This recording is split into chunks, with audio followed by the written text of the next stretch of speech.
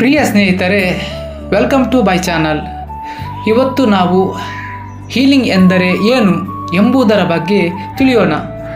Healing ಎಂದರೆ ಮನುಷ್ಯನ ದೇಹದ ಗಾಯ, ರೋಗ, ಮನಸ್ಸಿನ ನೋವು, ದೇಹದ ಸಮಸ್ಯೆ ಇತ್ಯಾದಿಗಳಿಂದ ನಿಧಾನವಾಗಿ ಸುಸ್ಥಿತಿಗೆ ಬರುವುದು, ಅಂದರೆ ಆರೋಗ್ಯವಾದ ಸ್ಥಿತಿಗೆ ಬರುವುದು ಎಂದರ್ಥವಾಗಿದೆ.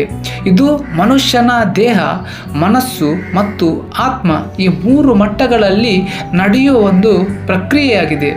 ಇದು ಮನುಷ್ಯನನ್ನು ನೋವಿನಿಂದ ಶಕ್ತಿವಂತನನ್ನಾಗಿ ಮಾಡುವ ಒಂದು ಕ್ರಿಯೆಯಾಗಿದೆ. ಇದು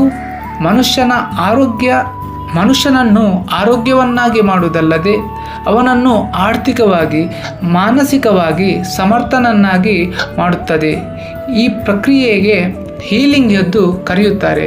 ಡಿಯರ್ ಫ್ರೆಂಡ್ಸ್, ಇನ್ನು ಮುಂದಿನ ವಿಡಿಯೋದಲ್ಲಿ ಇದರ ವಿಧಾನವನ್ನು ತಿಳಿಯೋಣ. Thank you for watching video.